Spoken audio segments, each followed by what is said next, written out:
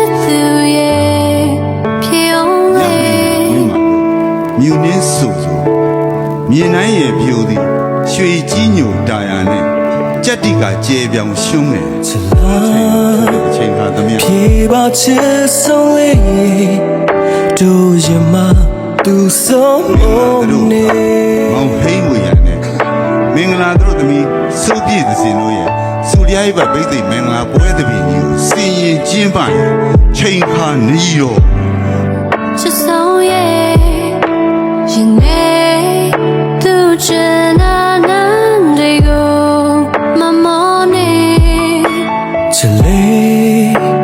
ဘုရားမြေပြတ်တော့စေတွေ့လက်တွေ့ခိုင်ကမြဲစိုးလေးရမနဲ့ချမ်းနေ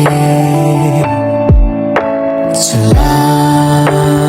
မိမိရင်၌ဖြစ်သောသားနဲ့သမီးကိုအရေးပြု